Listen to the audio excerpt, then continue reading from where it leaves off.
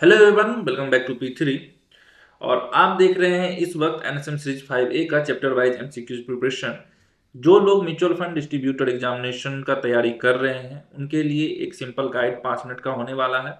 ये 5 मिनट उन लोगों के लिए है जो सही तरीके से एग्जाम को क्रैक करना चाहते हैं, सिंपल तरीके से एग्जाम को क्रैक करना चाहते हैं, एग्जाम ओरिएंटेड रहना चाहते हैं, एक रोड मैप तैयार करना चाहते हैं उनके लिए। और जिनको सिर्फ वीडियोस देखना है वो 5 मिनट स्किप कर लीजिए। इससे पहले जस्ट पहले हम रिसर्च एनालिस्ट का प्रिपरेशन करवा के आए हैं। बहुत अच्छा वहाँ पर रिव्यू मिला है, बहुत अच्छे तरीके से हम लोगों को गाइड किए हैं। वहाँ पर भी एमसीक्यूज और न्यूमेरिकल्स का हम प्रैक्टिस करवाए हैं। साथ में उन लोगों को हम प्रैक्टिस सेट भी प्रोवाइड किए हुए हैं। इन लोगों का एग्ज़ाम नहीं निकलने का सबसे बड़ा रीज़न था जॉब में होना। जॉब लेने के लिए सर्टिफिकेट चाहिए, टाइम नहीं होना। तो इस तरीके से हम प्रिपरेशन करवाएं उन लोगों का टाइम जो है बच जाए। आपको क्या करना है, मुझे एक चीज़ सिंपल पता है, यहाँ पर जो भी लोग म्यूचुअल फंड वाला एग्जाम देना चाहते हैं 70 to 80% लोग जॉब में ऑलरेडी हैं और 20% ऐसे हैं जिनको जॉब लेना है। अब यहाँ पर समझते हैं, आपके पास 500 पेज का पीडीएफ होगा जो आप पढ़ना नहीं चाहते या आपके पास टाइम नहीं है, और बहुत सारे ऐसे लोग हैं जिनको थोड़ा बहुत इंग्लिश समझ में आता है, ज़्यादा समझ में नहीं आता। चैप्टर वाइज क्वेश्चन लाने का पहला रीजन समझिए, जो लोग ये 500 पेज नहीं पढ़ पा रहे हैं उनका भी क्लियर हो जाए वर्कबुक। दूसरा, जो लोग वर्कबुक पढ़ रहे हैं उनके लिए ये क्वेश्चंस एक रामबाण होने वाला है, क्योंकि चैप्टर कंप्लीट होने के बाद आपको यहाँ पर सीधा वीडियो देखना है। जो कॉन्सेप्ट नहीं समझ में आया वो कॉन्सेप्ट यहाँ पर आपका क्लियर हो जाएगा। तीसरा जो मेन चीज़ है कि चैप्टर वाइज लेने का मेन रीजन जो है वो कॉन्सेप्चुअल है। कॉन्सेप्चुअल करने का मतलब है कि कॉन्सेप्ट क्लियर हो जाएगा। एक चैप्टर पढ़े उसका पूरा कॉन्सेप्ट क्लियर हो गया, दूसरा चैप्टर पढ़े उसका, क्योंकि पहला चैप्टर से शुरू होते होते लास्ट चैप्टर तक इतना सारा रूल रेगुलेशंस, कॉन्सेप्ट चेंज होना, सब कुछ अलग अलग हो जाता है, तो वहां पर मिसलेनियस हो जाता है।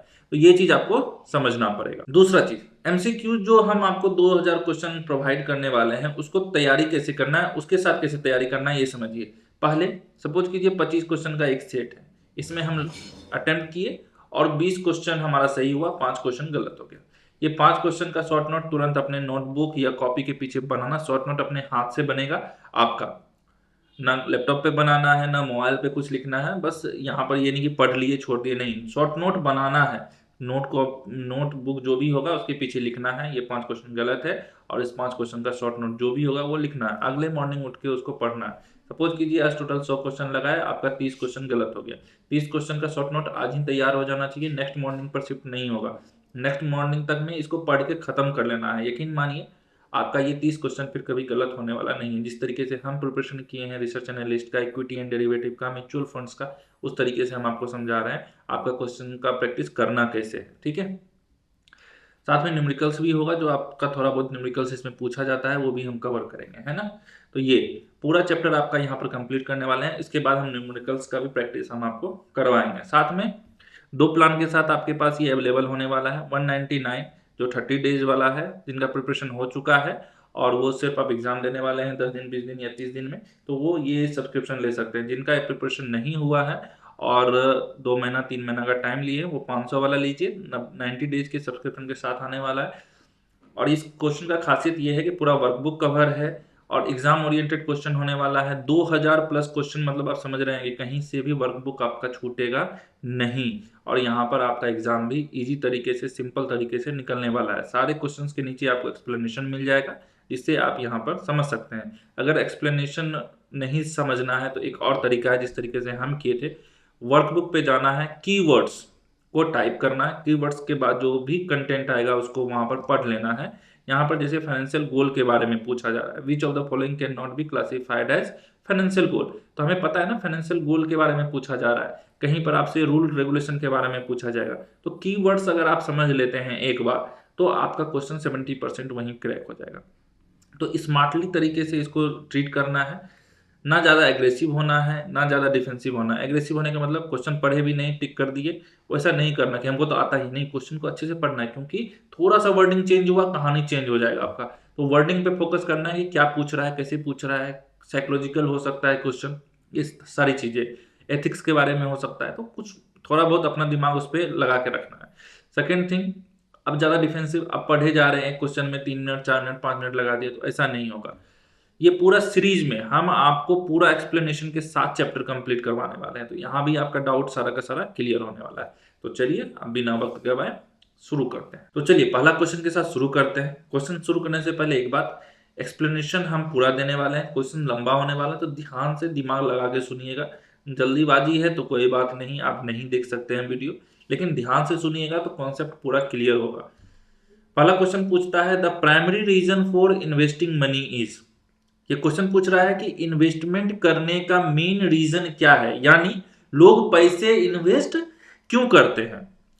पहला ऑप्शन है टू इंक्रीज इनकम इमीडिएटली, यानी उनका मेन पर्पस है तुरंत इनकम बढ़ाना। Because future expense may exceed available income, future के खर्चों के लिए तैयारी करना। To avoid paying tax, tax बचाने के लिए।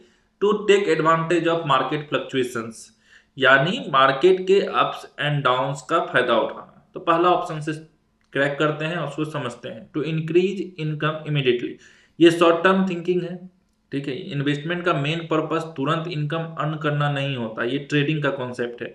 कुछ इन्वेस्टमेंट इनकम दे सकते हैं जैसे डिविडेंड हो गया, स्टॉक्स हो गया, इंटरेस्ट हो गया, लेकिन ये प्राइमरी रीजन नहीं हो सकता है। प्राइमरी रीजन इन्वेस्टमेंट का लंबा होगा। बिकॉज फ्यूचर एक्सपेंसेस में एक्सीड अवेलेबल इनकम, ये सही लॉजिक है। इन्वेस्टमेंट का मेन मकसद होता है आगे के लिए फाइनेंशियल सिक्योरिटी क्रिएट करना और इंश्योर करना कि जब फ्यूचर में एक्सपेंसेस बढ़ जाए तो पैसे का शॉर्टेज को हम कैसे प्लान करें, मतलब शॉर्टेज ना हो। टू अवॉइड पेइंग टैक्स नहीं, टैक्स सेविंग एक बेनिफिट है, लेकिन ये प्राइमरी रीजन नहीं है। सिर्फ टैक्स बचाने के लिए इन्वेस्टमेंट करना नहीं होता है। To take advantage of market fluctuations, market fluctuations का फायदा शॉर्ट टर्म ट्रेडर्स उठाता है। जैसे हम ट्रेडिंग करते हैं तो हम ये काम कर सकते हैं, ये भी प्राइमरी रीजन नहीं है। लॉन्ग टर्म इन्वेस्टमेंट जो है का मेन फोकस फ्यूचर सिक्योरिटी पे होता है। समझिए इन्वेस्टमेंट लोग करता क्यों है, फ्यूचर सिक्योरिटी के लिए, ना कि शॉर्ट टर्म मार्केट मूवमेंट्स के लिए। तो सही आंसर क्या होगा, इन्वेस्टमेंट का मेन पर्पस होता है अपने फ्यूचर के फाइनेंशियल गोल्स और जरूरत को पूरा करना, ताकि जब आने वाले टाइम में इनकम कम पड़ जाए या एक्सपेंसेस बढ़ जाए तो फाइनेंशियल प्रॉब्लम ना आए। ये लॉन्ग टर्म फाइनेंशियल प्लानिंग के बेसिक प्रिंसिपल हैं, समझ में आया। बाकी ऑप्शन जैसे तुरंत इनकम, टैक्स सेविंग्स या मार्केट फ्लक्चुएशन सिर्फ सेकेंडरी बेनिफिट्स हो सकते हैं, प्राइमरी नहीं हो सकता। तो प्राइमरी क्या हो गया, बी। तो इस तरीके से क्वेश्चन सॉल्व होने वाला है। नेक्स्ट क्वेश्चन है which of the following can not be classified as financial goal. Question आपसे क्या पूछ रहा है कि फाइनेंशियल गोल के कैटेगरी में कौन सा ऑप्शन नहीं है, ठीक है। फाइनेंशियल गोल पहले समझिए होता क्या है, जिसके लिए हम प्री प्लान सेविंग करते हैं, ठीक है, या इन्वेस्टमेंट करते हैं। ये जनरली फ्यूचर के लिए होता है, क्योंकि हम पहले से उसको मेजर करके रखते हैं कि भैया हाउस लेना है, एजुकेशन के लिए खर्चा है, रिटायरमेंट के लिए है, सब कुछ हमारा प्री प्लान है, तो हम वो चीज़ हम करते हैं। क्या कह रहे हैं, बाइंग ए हाउस, ये क्लियरली फाइनेंशियल गोल है। हाउस खरीदना एक लॉन्ग टर्म फाइनेंशियल टारगेट होता है, जिसके लिए हम पहले से सेविंग या इन्वेस्टमेंट प्लान किए हुए होते हैं। टेकिंग ए बिग वेकेशन, ये भी फाइनेंशियल गोल हो सकता है, ये शॉर्ट टर्म या मीडियम टर्म गोल हो सकता है, जिसके लिए सेव हम करते हैं। फंडिंग चाइल्ड्स एजुकेशन, ये भी कॉमन फाइनेंशियल गोल है। आपके घर में, मेरे घर में, हर के घर में होता है, बच्चों के नाम पर एसआईपी होता है, एलआईसी होता है, म्यूचुअल फंड होता है, होता ही होता है। मीटिंग एक्सपेंसेज ऑफ हॉस्पिटलाइजेशन, ये फाइनेंशियल गोल नहीं हो सकता। क्यों, क्योंकि यहाँ पर इमरजेंसी वाला केस है, इमरजेंसी फंड के थ्रू ही इसको मैनेज किया जा सकता है। पहले से कोई प्लान थोड़ी किया हुआ रहता है कि भैया ये चीज़ होना है, तो ये फाइनेंशियल गोल बिल्कुल नहीं होगा। फाइनेंशियल गोल वो होता है जिनके लिए हम प्लानिंग करते हैं, इन्वेस्टमेंट करते हैं, तो वो हो गया। हॉस्पिटलाइजेशन एक्सपेंसेज एक इमरजेंसी है जो अनप्रिडिक्टेबल है। अनप्रिडिक्टेबल का मतलब क्या हो गया कि हम उसको प्रिडिक्ट नहीं कर सकते, इसके लिए हम इमरजेंसी फंड मेंटेन करते हैं। ये गोल नहीं होता। बाकी ऑप्शंस हाउस हो गया, वेकेशन हो गया, चाइल्ड्स का एजुकेशन हो गया, ये सब प्लान्ड है, इसको हम मेजर करके रखते हैं, इसीलिए फाइनेंशियल गोल की कैटेगरी में आता है। तो ये हो गया हमारा आंसर डी। नेक्स्ट क्वेश्चन की ओर चलते हैं। नेक्स्ट क्वेश्चन है investor decided first and then look for data to support their views, which kind of behavioural bias is this. Question पूछ रहा है कि इन्वेस्टर पहले अपना डिसीजन ले लेता है, ठीक है, जैसे वो जिसको डिसीजन लेना है वो ले लिया, और फिर डाटा ढूंढता है जो उसके डिसीजन को सपोर्ट करे। इस बिहेवियर को कौन सा बिहेवियरल बायस कहा जाता है। तो ऑप्शन में है पहला कंफर्मेशन बायस, दूसरा है रिसेंसी बायस, तीसरा फैमिलियरिटी बायस, उसके बाद हर्ड मेंटेलिटी। अब यहां समझिए हर्ड मेंटेलिटी क्या है, यहीं से शुरू करते हैं। इसमें इन्वेस्टर दूसरों के बात पे चलता है, दूसरों का डिसीजन फॉलो करता है, ठीक है। अपना एनालिसिस उसके पास कुछ नहीं होता, अपना व्यू उसके पास कुछ नहीं होता, तो उसको कहा जाता है हर्ड मेंटेलिटी। तो क्या क्वेश्चन से मैच कर रहा है? नहीं, क्वेश्चन से मैच नहीं कर रहा। फैमिलियरिटी बायस क्या है? इसमें क्या करता है, वो अपने हिसाब से स्टॉक पसंद करता है जो उसके लिए फैमिलियर हो। जैसे उसका कोई मनपसंद कंपनी है या लोकल मार्केट है, उस हिसाब से वो देखता है, ठीक है। जैसे हम सपोज कीजिए क्या कि अभी कोई ऐसा कंपनी का प्रोडक्ट हम बेचना शुरू करते हैं, तो हम उसी का स्टॉक खरीदना पसंद करेंगे, तो वो हो गया उसके लिए फैमिलियर। उसके बाद रिसेंसी बायस, इसमें क्या करता है, इसमें रिसेंट इवेंट को ज्यादा फोकस किया जाता है, ठीक है। जैसे क्या कि मार्केट क्रैश कर रहा है, तो उस हिसाब से वो डिसीजन लेगा। मार्केट बूम कर रहा है, कोई ऐसा सपोज कीजिए कि कोई ऐसा न्यूज आ गया किसी कंपनी के बारे में, किसी इंडस्ट्री के बारे में, या नहीं तो बजट के दिन कुछ ऐसा अनाउंस हो गया, तो उस हिसाब से वो डिसीजन लेता है, तो उसको वो कहते हैं कंफर्मेशन बायस। क्या है, इसमें पहले अपना डिसीजन या ओपिनियन बना लेते हैं और फिर सिर्फ उसी इंफॉर्मेशन को देखते हैं जो उस डिसीजन को क्या करे, सपोर्ट करे। बाकी सब चीज को हम क्या करते हैं, वहां पर इग्नोर कर देते हैं। सपोज कीजिए किसी कंपनी के ऊपर डेप्ट बहुत ज्यादा है, 2.5 का रेशियो है, ठीक है, एक इक्विटी पर 2.5 का कर्जा है। अब यहाँ पर क्या हो रहा है, सब कुछ सही है, उसका ईपीएस अच्छा है, उसका सपोज कीजिए क्या बुक वैल्यू अच्छा है, सब कुछ अच्छा है, उसका उसका पीई रेशियो अच्छा है, कंपनी ग्रोथ अच्छा कर रही है, सेल्स अच्छा कर रही है, सब कुछ अच्छा कर रही है, लेकिन कंपनी के ऊपर इतना ज़्यादा कर्ज है। लेकिन हम क्या कि अरे ये सब तो अच्छा है, एक ही चीज़ तो खराब है, तो इसको इग्नोर कर दिए, ठीक है, इसको इग्नोर कर दिए। सपोज कीजिए कंपनी के ऊपर कर्ज नहीं है, लेकिन सेल जो है वो बार बार गिर रहा है, और हम उसी चीज़ को इग्नोर कर दिए, अरे सब कुछ तो ठीक है ना, सेल्स बढ़ जाएगा। तो जब हम डिसीजन ले लेते हैं और उसके बाद उस चीज़ को सपोर्ट करने का एक रीजन बनाते हैं, 10 लोगों से पूछते हैं, अरे भाई बताओ, तुम बताओ, तुम बताओ, उस चीज़ को सही रखने के लिए, अगर 10 में से 5 आदमी सही बोल दिया, तो उस 5 चीज़ को हम याद रखें और बाकी 5 को हम भूल गए कि वो गलत क्या बोला, ठीक है। तो इसको कहते हैं कंफर्मेशन बायस। आई होप कि आपको ये क्वेश्चन समझ में आया हो। क्वेश्चन आपसे पूछ रहा है, which of the following measures one में considered as a strategies for management of investment risk. ये क्वेश्चन पूछ रहा है कि इन्वेस्टमेंट रिस्क को मैनेज करने के लिए कौन से मेजर्स या स्ट्रेटेजीज को अडॉप्ट किया जा सकता है, यानी जब हम इन्वेस्ट करते हैं तो रिस्क को कैसे कंट्रोल या रिड्यूस करें, इसके लिए कौन से ऑप्शंस वैलिड हैं। Avoid, take a position to benefit from some event, development, diversify, उसके बाद ऑल ऑफ द एबव। अब समझते हैं अवॉइड क्या है। रिस्क को अवॉइड करना एक स्ट्रेटेजी है। अगर कोई इन्वेस्टमेंट बहुत रिस्की है और हम उसको टॉलरेट नहीं कर सकते, तो उसको अवॉइड करना रिस्क मैनेजमेंट का पार्ट है, ठीक है।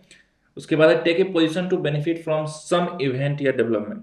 ये थोड़ा एडवांस स्ट्रेटेजी है, जिसमें हेजिंग या स्पेकुलेशन के अंदर देखा जा सकता है। कभी कभी इन्वेस्टर सर्टेन इवेंट्स या मार्केट डेवलपमेंट्स के अगेंस्ट पोजीशन लेता है ताकि रिस्क को मैनेज कर सके या प्रॉफिट जनरेट कर सके।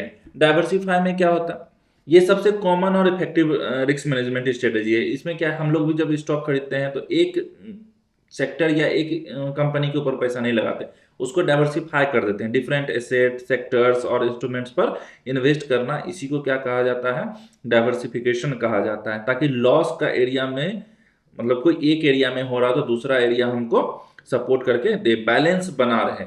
और उसके बाद है ऑल ऑफ द एबव।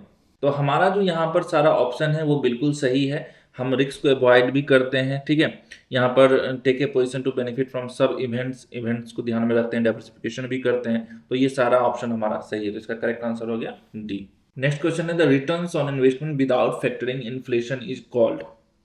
ये क्वेश्चन पूछ रहा है कि इन्वेस्टमेंट के रिटर्न्स जो इन्फ्लेशन को कंसीडर नहीं करता उन्हें क्या कहते हैं। मतलब अगर हम सिर्फ इन्वेस्टमेंट से मिलने वाले रॉ रिटर्न्स को देखे बिना ये देखें कि इन्फ्लेशन ने उसकी वैल्यू कम तो नहीं कर दी, तो वो किस टर्म में आता है।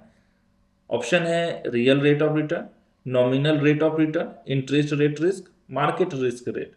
अब समझते हैं रियल रेट ऑफ रिटर्न क्या है। देखिए, ये इन्फ्लेशन एडजस्ट रिटर्न होता है। पहले रियल रिटर्न दिखाता है कि एक्चुअल परचेजिंग पावर में कितना फायदा हुआ है।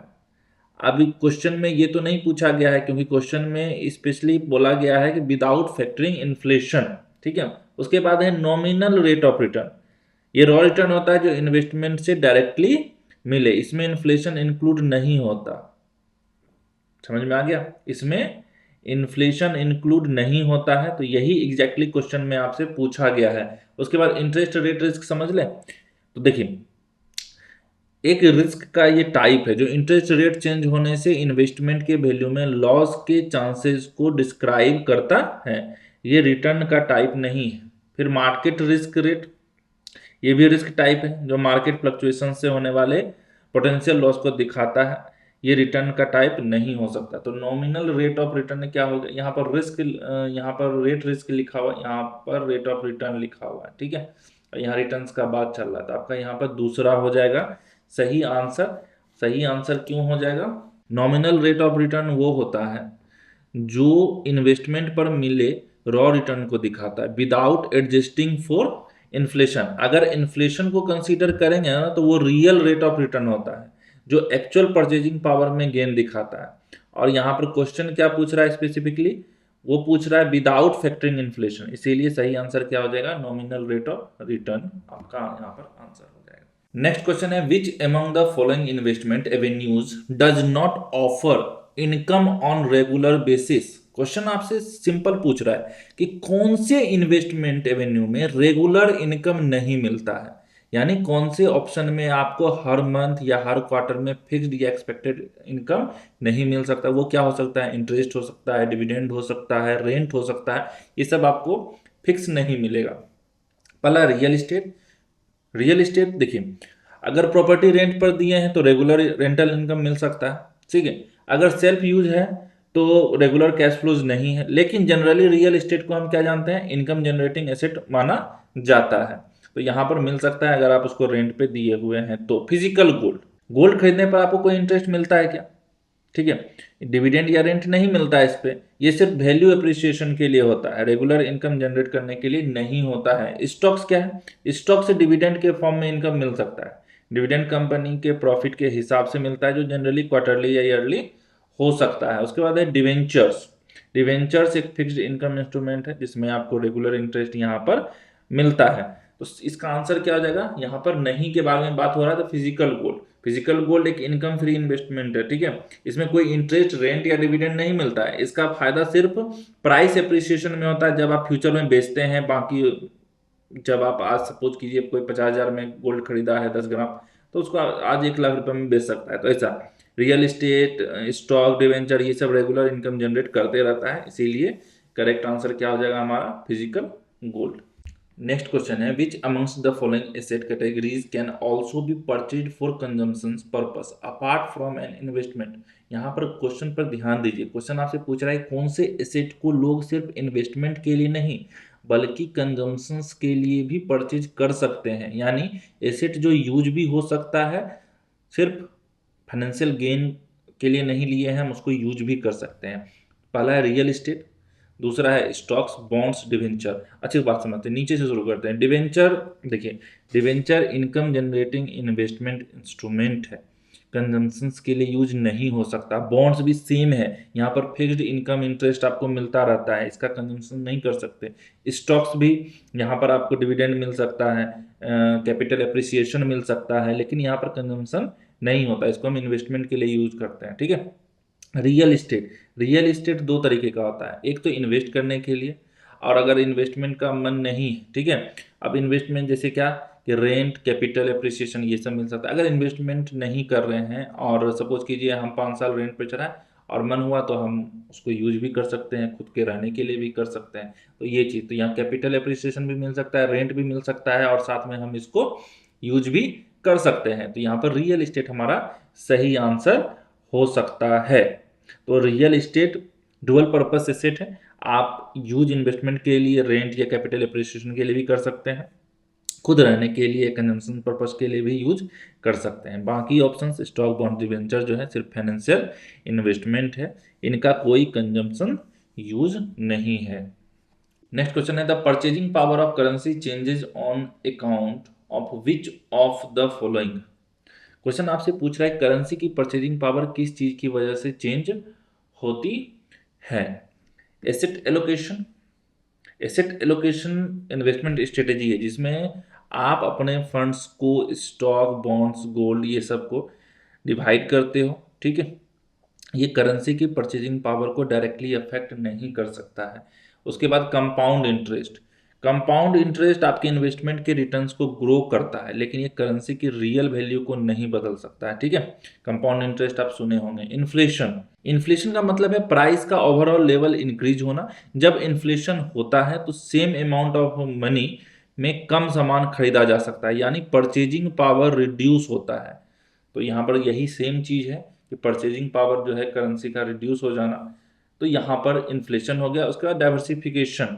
डाइवर्सिफिकेशन अभी हम आपको समझाए थे कि डाइवर्सिफिकेशन इन्वेस्टमेंट रिस्क को रिड्यूस करता है, लेकिन करेंसी की परचेजिंग पावर को डायरेक्टली अफेक्ट नहीं कर सकता। तो इसीलिए हमारा जो आंसर होगा वो इन्फ्लेशन हो जाएगा। इन्फ्लेशन डायरेक्टली करेंसी के परचेजिंग पावर को कम करता है। अगर इन्फ्लेशन हाई है तो आज का 100 रुपया का सामान फ्यूचर में 100 रुपया में नहीं खरीदा जा सकता।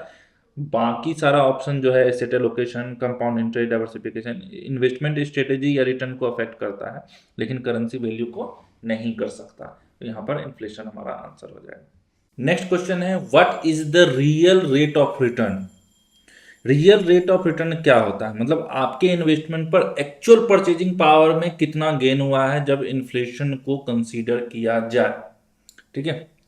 Return that the investor gets after payment of all expenses, return that the investor gets after taxes, return that the investor gets after adjusting the risk, return that the investor gets after adjusting inflation। यही थोड़ी देर पहले हम आपको समझाए थे। Real rate of return का मतलब है इन्वेस्टमेंट का रिटर्न जो आपको इन्फ्लेशन एडजस्ट करने के बाद मिलता है। अगर नॉमिनल रिटर्न 10% है, ठीक है, और इन्फ्लेशन 4% है, तो रियल रिटर्न क्या हो जाएगा, 10% माइनस 4% इक्वल टू 6%। ये दिखाता है कि आपकी एक्चुअल परचेजिंग पावर कितनी बढ़ी। आप बाकी options expenses, tax, risk adjustment real rate का पार्ट नहीं होता। ये अलग अलग कॉन्सेप्ट यहाँ पर दिया गया है।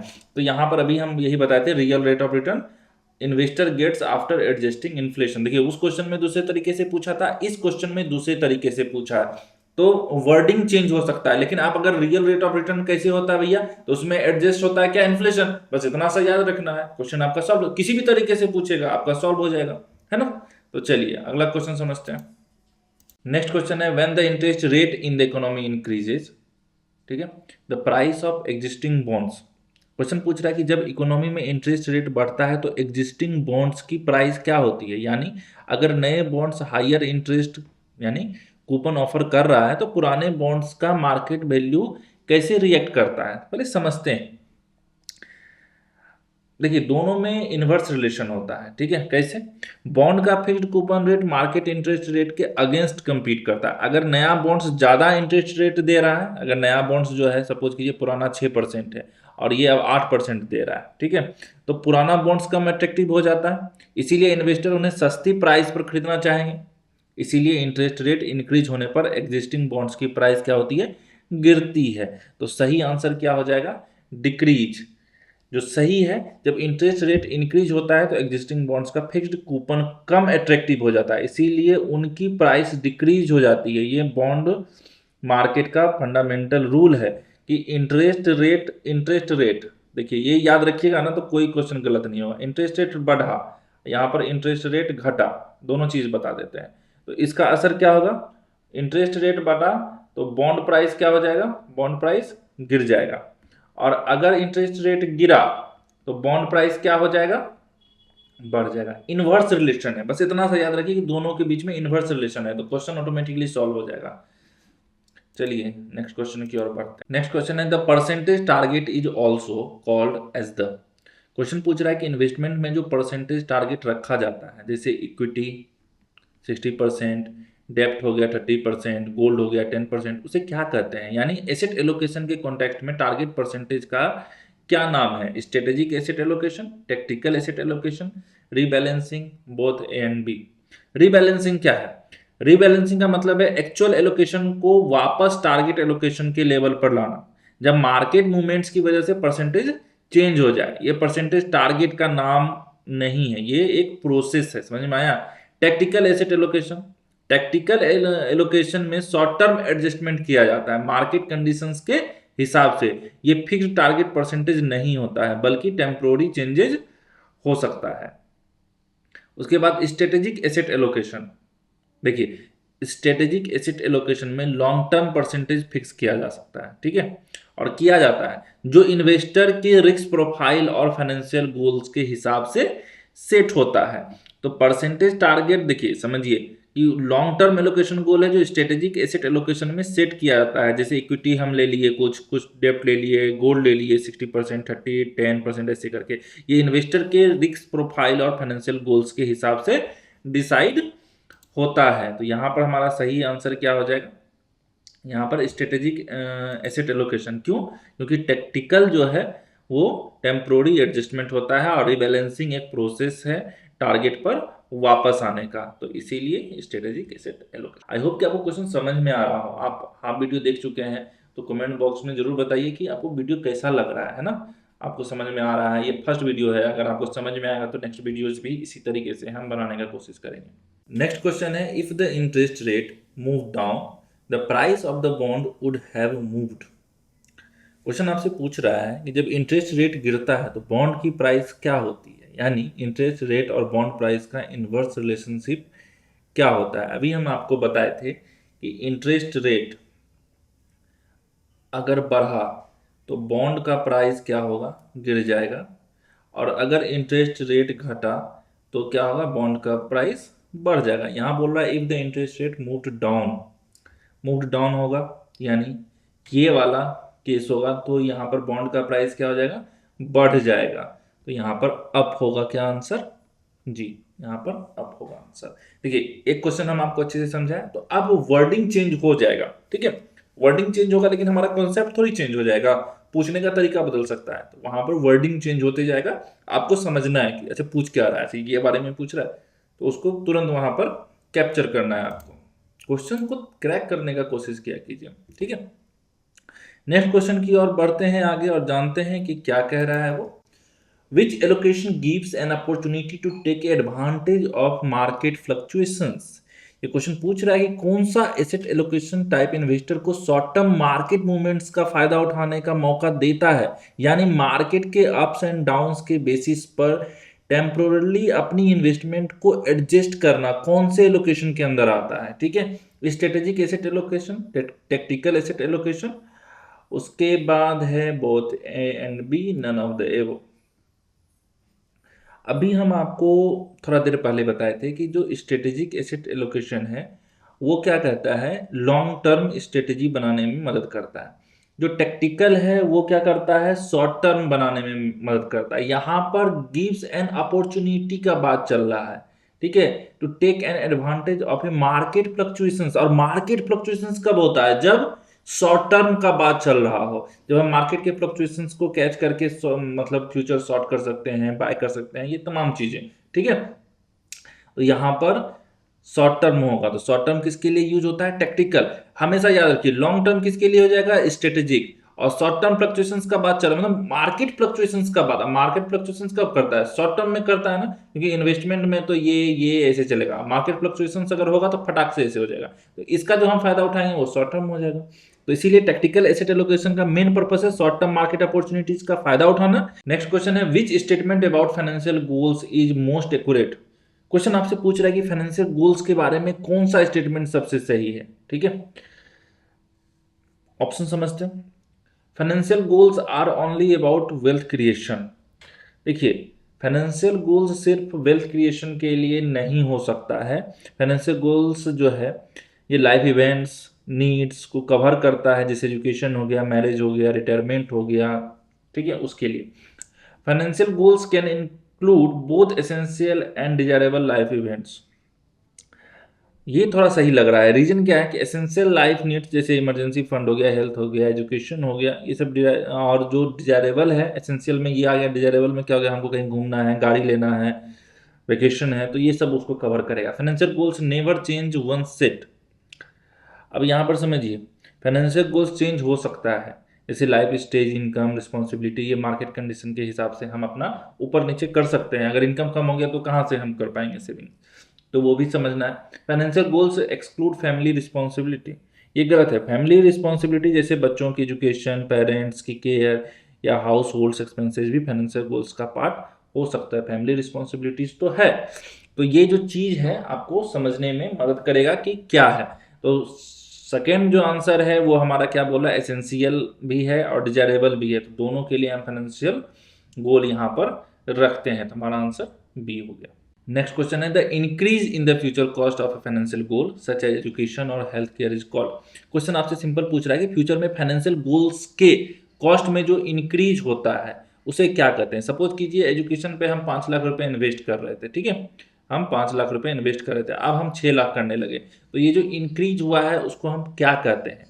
पहला डिप्रिसिएशन, इन्फ्लेशन, डिफ्लेशन, स्टैग्फ्लेशन।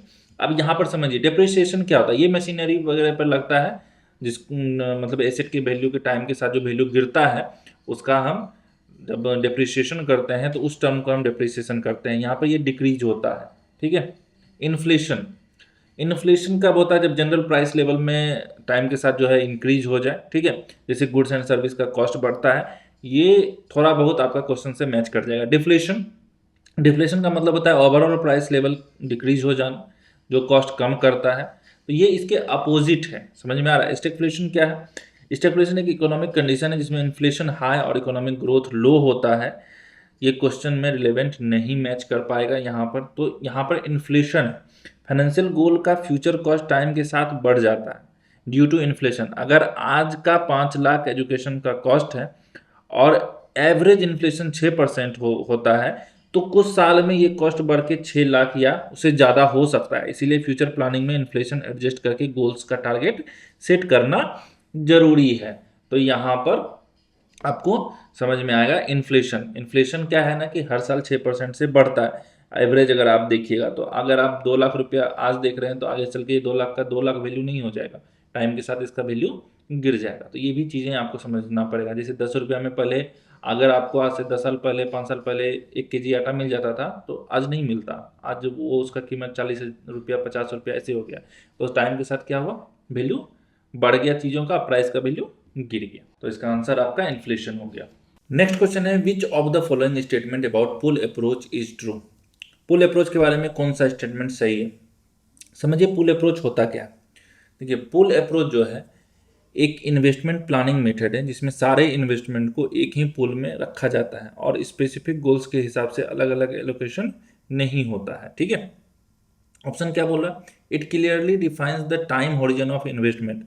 देखिए पुल अप्रोच में हर गोल का सेपरेट टाइम होरिजन डिफाइन नहीं होता, इसीलिए क्लियरिटी नहीं होता है, ठीक है। It ensure better alignment of goals and time. ये अप्रोच गोल्स और टाइम होरिजन को अलाइन करने में इफेक्टिव नहीं होता क्योंकि सब इन्वेस्टमेंट के जो है ना, मतलब सारा इन्वेस्टमेंट एक पूल में रखा जाता है। It lacks clarity of investment horizon. Pull approach में जो है सब इन्वेस्टमेंट एक कॉमन पूल में होता है, तो ये इंडिविजुअल गोल के लिए स्पेसिफिक इन्वेस्टमेंट होरिजन डिफाइन नहीं करता है, तो लैक क्लियरिटी है यहाँ पर, ठीक है। इसको रखते हैं अपने हाथ में। It is the best method for long term financial goals. देखिए लॉन्ग टर्म गोल्स के लिए गोल बेस्ड और बकेट अप्रोच ज़्यादा सुटेबल है, ना कि पुल अप्रोच। तो यहाँ पर हमारा जो आंसर हो जाएगा वो कौन हो जाएगा, सी। यहाँ पर lack clarity on investment horizon. Next question है which of the following factors measures how easily an investment can be converted into cash. ये क्वेश्चन पूछ रहा है कौन सा फैक्टर बताता है कि इन्वेस्टमेंट को कितनी आसानी से कैश में कन्वर्ट किया जाता है। समझिए सेफ्टी। देखिए सेफ्टी का मतलब है इन्वेस्टमेंट में कैपिटल लॉस का रिस्क कितना है, ये कैश में कन्वर्ट करने की एबिलिटी नहीं बताता है। फिर लिक्विडिटी, लिक्विडिटी एग्जैक्टली वही फैक्टर है जो दिखाता है कि इन्वेस्टमेंट कितनी इजीली और क्विकली कैश में कन्वर्ट हो सकता है। सपोज कीजिए आपके पास एक सामान है और आपको उसको बेचना है, तो लिक्विडिटी होना चाहिए ना, बायर और सेलर होना चाहिए ना, तो उसको हम लिक्विडिटी बोलते हैं। समझ में आया। हम आज 100 स्टॉक खरीद लिए किसका, रिलायंस का, और कोई उसको खरीदने वाला ही नहीं है, तो हम बेचेंगे कैसे, लिक्विडिटी प्रॉब्लम है। रिटर्न, रिटर्न तो आपको पता है कि ये गेन कैसे होगा, उसके ऊपर बात चल रहा है। टैक्सेबिलिटी, ये भी नहीं, टैक्स जो लगने वाला है उसको उससे कोई रिलेशन नहीं है। तो यहाँ पर आपको क्या हो गया, factors measures how easily N investment can be converted into cash. हम कितना जल्दी बेच सकते हैं। सपोज करो हम आपको बोल दें रियल एस्टेट, हम आपको गोल्ड, स्टॉक, तो सबसे ज़्यादा लिक्विडिटी कहाँ पर मिलेगा, ठीक है, तो वो आपको समझना पड़ेगा कि कहाँ पर हम इजीली उसको बेच सकते हैं। लिक्विडिटी का मतलब ही होता है कि मतलब कन्वर्ट कर पाए, हम उसको तुरंत बेच पाए, ऐसा कुछ, ठीक है। नेक्स्ट क्वेश्चन है, ticket size in investment refers to. देखिए, इन्वेस्टमेंट में टिकट साइज का मतलब क्या होता है। अगर आपको टिकट साइज का मतलब पता चल जाए तो आप इजीली ऑप्शन को क्रैक कर सकते हैं। टिकट साइज का मतलब समझे, टिकट साइज इन्वेस्टमेंट में वो मिनिमम अमाउंट होता है, ठीक है, जो किसी भी इन्वेस्टर को स्कीम में इन्वेस्ट करने के लिए देना होता है, यानी बैरियर होता है वो कि भैया इतना रुपया तो देना ही पड़ेगा आपको। तो ऑप्शन समझते हैं, number of investor in a scheme, नहीं। The minimum amount required to invest, जी हाँ। The total corpus of the fund, नहीं। इन्वेस्टमेंट मैच्योरिटी पीरियड, नहीं। तो यहाँ पर जो आंसर हो जाएगा वो क्या हो जाएगा आपका, the minimum amount required to invest. Next question है, tax deduction offered by an investment product usually comes with. देखिए, क्वेश्चन पूछ रहा है जो इन्वेस्टमेंट टैक्स डिडक्शन ऑफर करता है उसके साथ यूजुअली क्या कंडीशन होता है, यानी अगर कोई स्कीम टैक्स बेनिफिट देता है तो इन्वेस्टर को किस लिमिटेशंस या रिस्ट्रिक्शंस का सामना करना पड़ सकता है। पहला है हाई लिक्विडिटी। देखिए, हाई लिक्विडिटी नहीं हो सकता है क्योंकि लो लिक्विडिटी होता है। क्यों? क्योंकि लॉक इन पीरियड के साथ आता है, फिक्स टाइम पीरियड के साथ ही ये आएगा, तो इसीलिए ये हाई लिक्विडिटी नहीं हो सकता। गारंटीड रिटर्न, नहीं भैया, गारंटीड रिटर्न तो नहीं ही होगा क्योंकि रिटर्न जो है वो कभी भी गारंटीड यहाँ पर नहीं हो सकता। गारंटीड रिटर्न हर टैक्स सेविंग स्कीम के लिए एप्लीकेबल नहीं हो सकता है। ए लॉक इन पीरियड, ये सही है। क्यों?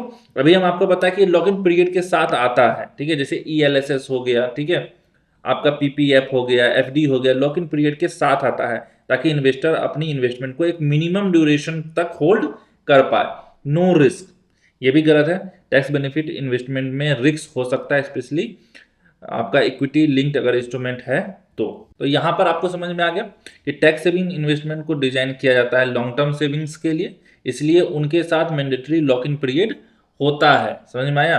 जैसे सपोज कीजिए कि ELSS में 3 साल हो गया, PPF में आपका 15 साल हो गया, टैक्स सेविंग में आपका 5 साल हो गया। लॉक इन इंश्योर करता है कि इन्वेस्टर शॉर्ट टर्म में विड्रॉ ना करे और गवर्नमेंट का टैक्स मतलब इंसेंटिव का पर्पस यहाँ पर फुलफिल हो जाए, तो इसीलिए lock in period. Next question, investment in which of the following generates only capital appreciation and not regular income. Question आपसे पूछ रहा है कि कौन से इन्वेस्टमेंट में सिर्फ वैल्यू बढ़ने का फायदा होता है, यानी कैपिटल एप्रिसिएशन, लेकिन रेगुलर इनकम जैसे रेंट हो गया, इंटरेस्ट हो गया, डिविडेंड नहीं मिलेगा। तो बॉन्ड्स हो गया, रियल एस्टेट हो गया, गोल्ड हो गया, आपका इक्विटी हो गया। अभी हम आपको बताए थे बॉन्ड में फिक्स्ड मिलता है, रियल एस्टेट में आप रेंट से पैसा कमा सकते हैं, इक्विटी में आपको डिविडेंड भी मिल जाता है, साथ में कैपिटल एप्रिसिएशन भी मिलता है। रियल एस्टेट में भी कैपिटल एप्रिसिएशन मिलता है, लेकिन आपका यहाँ पर क्या मिलता है, साथ में रेंट में आप लगा सकते हैं। गोल्ड में ऐसा कुछ नहीं है, यहाँ पर रेगुलर इनकम नहीं है, तो बस वर्डिंग चेंज हुआ, क्वेश्चन सेम है। नेक्स्ट क्वेश्चन है, which among the following is a lending asset class. Question पूछ रहा है कि कौन से एसेट क्लास में इन्वेस्टर बेसिकली पैसा उधार देता है, यानी लेंडिंग, और इंटरेस्ट अर्न करता है। लेंडिंग का मतलब है उधार देना, यानी कौन से इन्वेस्टमेंट पे आप बरोबर को पैसा देते हो और फिक्स्ड रिटर्न लेते हैं। इक्विटी, यहाँ पर कैपिटल एप्रिसिएशन मिलता है, ये ऑनरशिप होता है, यहाँ पर आपको इंटरेस्ट नहीं मिलता है बल्कि प्रॉफिट मिल सकता है, कैपिटल एप्रिसिएशन मिल सकता है, डिविडेंड मिल सकता है, लेकिन यहाँ पर आपको फिक्स्ड यहाँ पर इंटरेस्ट नहीं मिलता है। रियल एस्टेट में भी ये चीज़ नहीं है। रियल एस्टेट में आप प्रॉपर्टी में इन्वेस्ट करते हैं, यहाँ पर आपको रेंट मिलता है, लेकिन यहाँ पर आप किसी को पैसा उधार नहीं देते हैं। फिक्स्ड इंटरेस्ट रेट भी आपको यहाँ पर नहीं मिलता। बॉन्ड्स, ये एक ऐसा चीज़ है जिसमें आपको फिक्स्ड इंटरेस्ट यहाँ पर मिलता है, आप किसी को पैसा उधार देते हैं और उससे फिक्स्ड इंटरेस्ट लेते हैं। कमोडिटीज, यहाँ पर फिजिकल गुड्स या डेरिवेटिव कॉन्ट्रैक्ट्स में इन्वेस्ट करते हैं, यहाँ पर लेंडिंग का कॉन्सेप्ट नहीं। आप गोल्ड में इन्वेस्ट कर सकते हैं, आप मतलब कमोडिटी प्रोडक्ट में इन्वेस्ट कर सकते हैं, तो यहाँ पर बॉन्ड। नेक्स्ट क्वेश्चन है, which asset class is globally priced and has similar rates across countries. Question पूछ रहा है कौन से एसेट क्लास की ग्लोबल प्राइसिंग होती है और रेट्स कंट्रीज के बीच लार्जली सिमिलर रहता है। समझ में आ रहा है? यानी वर्ल्ड वाइड मार्केट में एक ही प्राइस ट्रेड होता है। तो आपको हम एक चीज़ बता दें, इक्विटी में ऐसा नहीं हो सकता है, ठीक है, बॉन्ड्स में भी ऐसा नहीं हो सकता, रियल एस्टेट तो आपको पता है, अगर आप इस शहर से दूसरे शहर जाते हैं तो वहाँ पर प्राइस चेंज हो जाता है। गोल्ड एंड सिल्वर ऐसा प्रोडक्ट है जो यहाँ पर ग्लोबली प्राइस्ड कमोडिटी है।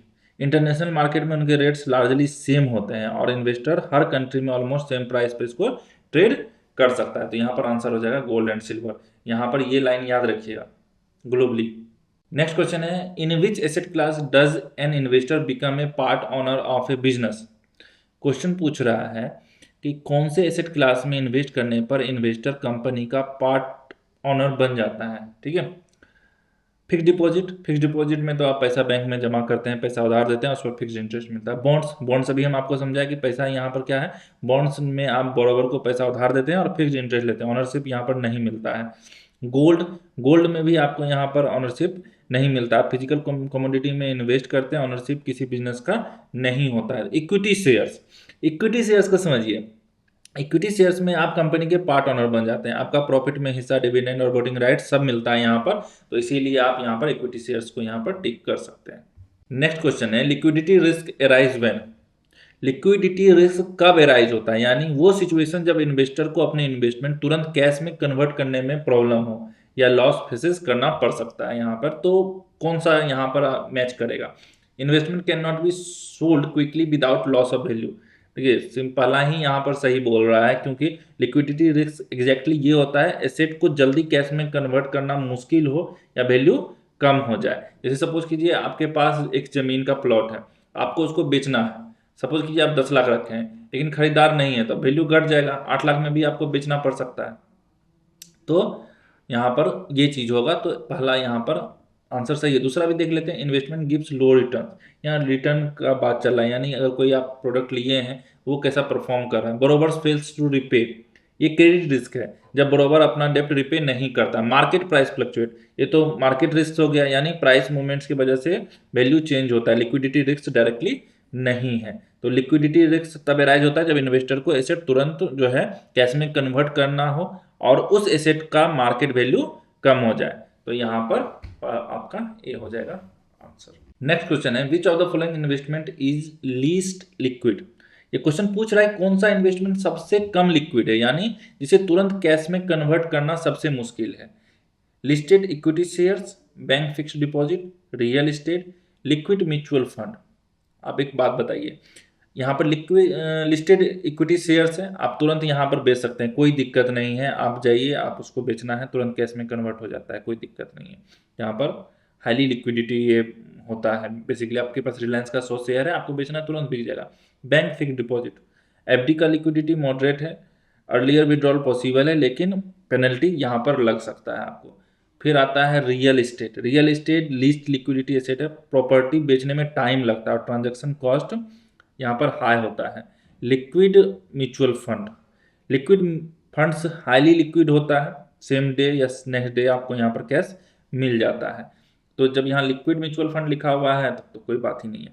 तो यहाँ पर हमारे पास क्या आंसर हो जाएगा, सी रियल एस्टेट। इसको बेचना थोड़ा मुश्किल है। देखिए अधिकतर क्वेश्चन इसमें कॉन्सेप्चुअल था, आपको कॉन्सेप्ट अगर एक बार में समझ में आ गया कि लिक्विडिटी किसको कहा जाता है, तो यहाँ पर लिक्विडिटी जैसे ही बात आया तो आप 2 क्वेश्चन तुरंत सॉल्व कर लीजिएगा। तो इस तरीके से आप यहाँ पर क्वेश्चन सॉल्व कर सकते हैं। इसमें और भी क्वेश्चन है लेकिन वीडियोज लंबा हो जाएगा, आप देख नहीं पाइएगा। आई होप आपको ये वीडियो पसंद आ रहा हो, हमारा समझाने का तरीका आपको पसंद आ रहा हो, आपका कॉन्सेप्ट क्लियर हो रहा हो।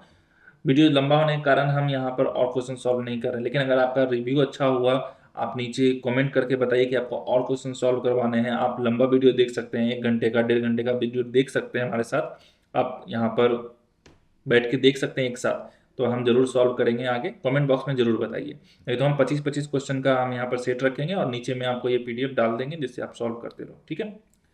तो ये था, और अगर आप परचेज करना चाहते हैं तो हमारे मोबाइल नंबर पर आप इसको खरीद सकते हैं। यहाँ पर इस नंबर पे हमें मैसेज कर दीजिएगा और नीचे लिख दीजिएगा कि भैया 5A का चाहिए, आपको मिल जाएगा। 30 डेज का 199 और 90 डेज का 500। इसी तरीके से आप यहाँ पर इसको खरीद सकते हैं। और अगर वीडियो पसंद आया हो तो लाइक, शेयर एंड सब्सक्राइब जरूर कर दीजिएगा अपने दोस्तों के साथ, और कमेंट में ज़रूर बताइएगा कि कैसा लगा।